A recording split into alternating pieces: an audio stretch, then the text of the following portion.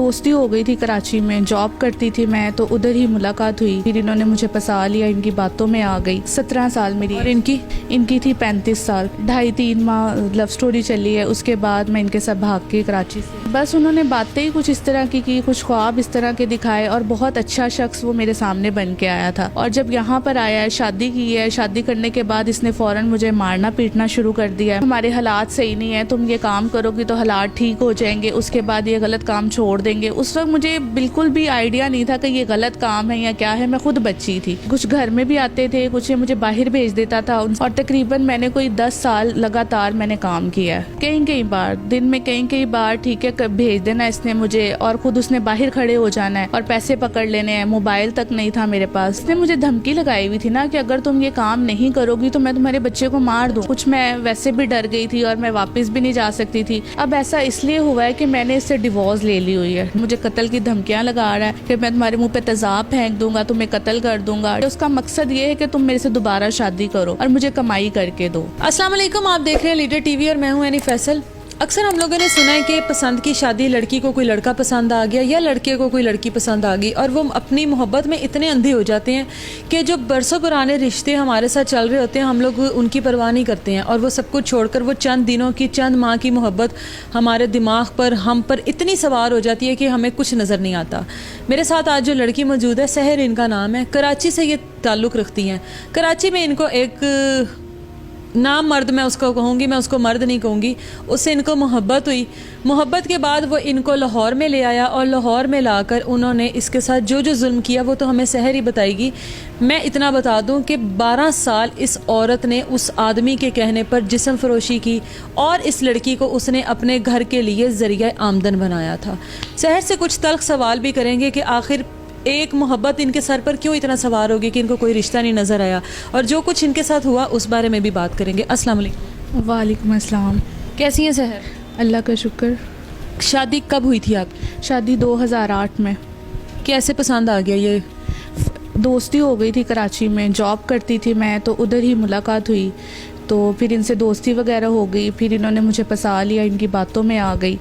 फिर तकरीबन आपकी उम्र क्या थी तब? 17 साल मेरी। और इनकी थी 35 साल, 35-40 साल एज थी इनकी। कितनी देर आपकी ये लव स्टोरी चली है? 2.5-3 माह लव स्टोरी चली है। उसके बाद मैं इनके साथ भाग के कराची से। 2.5-3 माह में आप एक 30-35 साल उनकी उम्र बता रही हैं, उसकी मोहब्बत में इतनी गिरफ्तार होगी, इतनी अंधी होगी कि वो सारे रिश्ते साइड पर हो गए। बस उन्होंने बातें ही कुछ इस तरह की कुछ ख्वाब इस तरह के दिखाए, और बहुत अच्छा शख्स वो मेरे सामने बन के आया था।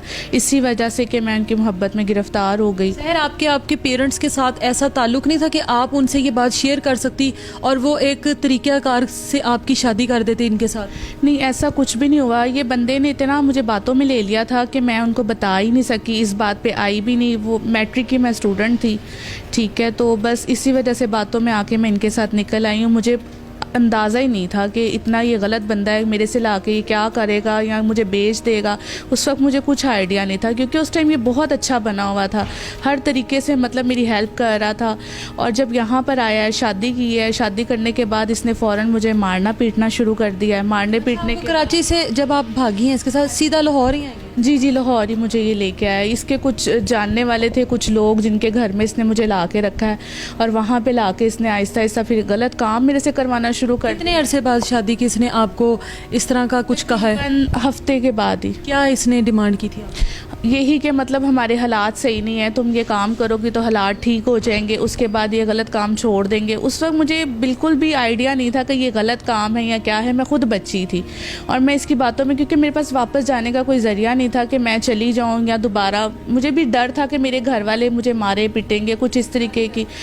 तो मैं फिर वापस नहीं गई हूँ, मैं इसके साथ ही लग के यहाँ पर रह गई। उससे शादी हो गई, फिर उसके बाद बच्चा हो गया। मुझे ये बताएं कि आपसे गलत काम ये कितने अब तक करवाता रहे? इतने सालों में आपने कंटिन्यूसली किया? हाँ जी, बिल्कुल मैंने कंटिन्यू ये काम किया। और घर में आते थे लोग? हाँ जी, कुछ घर में भी आते थे, कुछ मुझे बाहर भेज देता था, उनसे पैसे पकड़ लेता था। नहीं पता आपको कितने पैसों में बेचता? नहीं, मुझे नहीं पता था, क्योंकि ये अपनी मर्जी से उनसे बात करता था। वो इसी के जानने वाले होते थे, और तकरीबन मैंने कोई 10 साल लगातार मैंने काम किया है। अच्छा, रोज़ की बुनियाद पर होता था या दिन में कई कई बार? कई कई बार, दिन में कई कई बार, ठीक है। भेज देना इसने मुझे, और ख़ुद उसने बाहर खड़े हो जाना है और पैसे पकड़ लेने हैं। मोबाइल तक नहीं था मेरे पास, ठीक है। ये सारे इस तरह काम होते रहे। आपने इतने सालों में कभी किसी से मदद लेने की कोशिश नहीं की कि मैं किसी की मदद ले लूँ? मैं कोई इंसान ऐसा नहीं आया उनमें से जो आपकी मदद कर सकता है या आप उससे शेयर कर सकती है? इसने मुझे धमकी लगाई हुई थी ना कि अगर तुम ये काम नहीं करोगी तो मैं तुम्हारे बच्चे को मार दूँ। अच्छा, शादी के फ़ौरन बाद हो गया? बच्चा साल बाद? हाँ, साल बाद बच्चा हो गया था। इसने मुझे धमकी लगाई कि अगर तुम ये काम नहीं करोगी तो मैं तुम्हारे बच्चे को मार दूंगा, कत्ल कर दूंगा। कुछ मैं वैसे भी डर गई थी और मैं वापस भी नहीं जा सकती थी। कुछ फैमिलीज के भी इशू थे, इस कोई वजह काम नहीं ये करता था? कोई काम नहीं करता? कोई काम नहीं करता, ये कुछ भी नहीं करता था। के जिस्म को बेच के घर चलता? बिल्कुल ऐसे ही, हर काम मैं ही करती थी, उसी से घर चलता रहा है, ठीक है। फिर इसने मुझे मारना पीटना बहुत तशद्दुद किया। इसने मेरे बाजू तक तोड़ा हुआ है, ठीक है, सर भी फाड़ा हुआ है। मेरे बहुत ज़्यादा मेडिकल भी हुए हैं। मैं खुद ही डॉक्टर के पास लेके जाता था कि कोई टेंशन ना हो, ठीक है। ज़बरदस्त। सहर, अब आपने आवाज़ उठाई है, अब ऐसा क्या हुआ है? अब ऐसा इसलिए हुआ है कि मैंने इससे डिवोर्स ले ली हुई है। डिवोर्स ले लिए, उसके बाद कितने साल हो गए हैं तलाक? मेरे डिवोर्स को होने वाले 3 साल, तकरीबन कोई 4 माह। बेटा ये मेरा लेके फ़रार हो गया था, ठीक है। बेटा फ़रार हो गया, उसके बाद ये मेरे पास आया। इसने मुझे फ़ोन किया है कि मुझे दिमाग का कैंसर हो गया।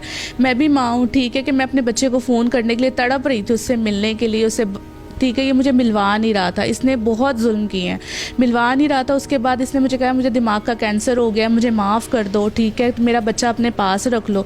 मैंने कहा क्यों नहीं, वो मेरी औलाद है, वो मेरे पास आ जाए। मैं जॉब वगैरह कर रही थी, ठीक है। मैंने कहा वो मेरे पास आ जाए। मैंने अपने घर का सारा सामान बनाया हुआ था, मेरा जेवर था, मेरा फ़ोन था 50,000 रुपये का, टोटल चीज़ें, कीमती मेरा सामान, हर चीज़ ये बंदा वहाँ से लेके फ़रार हो गया। मतलब ये इसी प्लानिंग के साथ ही आया था कि ये चीज़ें भी ले जाओ? बिल्कुल ऐसे इसी प्लानिंग के साथ इसने बच्चा भेजा है मेरे पास, ठीक है। तो मैं लाहौर शिफ्ट हुई हूँ, मैं लाहौर में नहीं रह रही थी, इसीलिए मैं इतनी देर से बची हुई थी।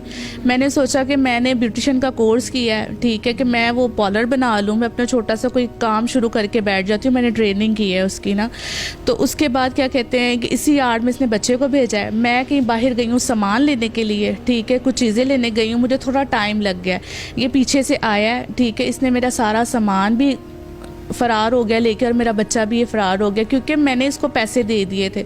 इसको मैंने पैसे दिए घर के लिए कि ये आप मेरा एग्रीमेंट करवा दो, ठीक है। एग्रीमेंट करवाने के लिए गया, उसने एग्रीमेंट अपने नाम पे करा के वो वहाँ से मालिक बन के वो हर चीज़ मेरी लेके फ़रार हो गया। मुझे इंसाफ चाहिए। पुलिस वाले मेरे कोई काम नहीं आ रहे हैं, मैं बिल्कुल रोडों के ऊपर आ गई हूँ, मेरे पास ना कोई रहने के लिए जगह है, कुछ भी नहीं है। तो प्लीज़ मेरी मदद। आपका जो बेटा है उसको इस बारे में कभी कुछ पता चला है कि आप क्या काम करते हैं? हाँ जी, बिल्कुल, उसको बैठ के बताता था। उसको क्या बताता था बेटे को? उसको बैठ के बताता है कि तुम्हारी माँ गलत है, 2 नंबर है। हालांकि सारा कुछ खुद करवा रहा है और बच्चे के दिमाग में ये डाला हुआ है। मैं वहाँ से भाग गई थी जब मैंने खुला लिया है, ठीक है, क्योंकि मुझे बहुत बुरी तरीके से ये मारता था, मुझे अपनी जान का ख़तरा था। उसके बाद भी इसने मुझे काफ़ी ब्लैकमेल किया है कि मैं तुम्हारे बच्चे को कत्ल कर दूंगा, तुम यहाँ पे नहीं आई तो मैं ऐसे करूँगा वैसे करूँगा, तुम आ जाओ। लेकिन मैं नहीं गई, ठीक है। मेरी फैमिली ने मुझे मना कर दिया कि तुमने वहाँ पे नहीं जाना, क्योंकि इसका इरादा यही था कि मैं इसको कत्ल कर दूँ, ठीक है।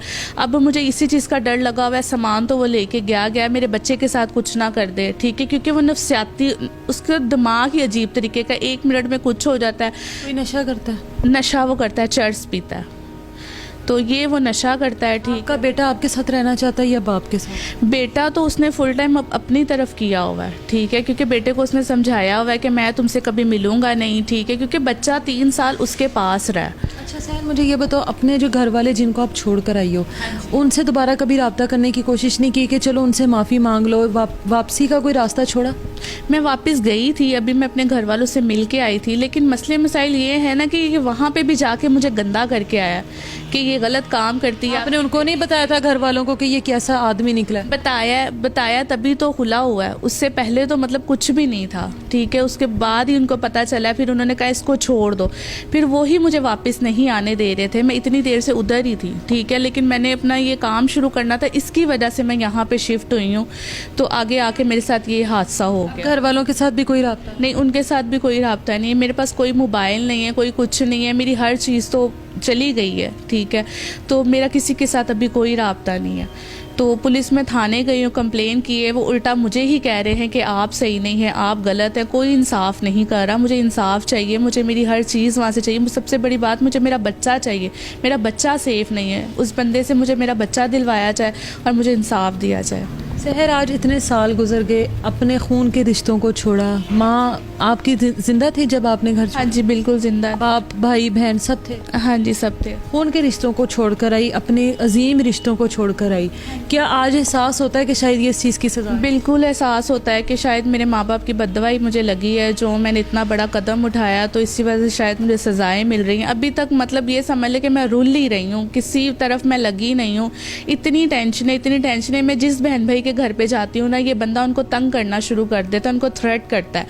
तो इस वजह से आपको पता है, कोई भी बहन भाई कब तक किसको बर्दाश्त करता है? हर इज्जत से हर कोई अपने डरता है। तो इस बंदे की तो कोई इज्जत ही नहीं है, ठीक है। इस वजह से हर कोई मुझे अपने घर से निकाल देता है।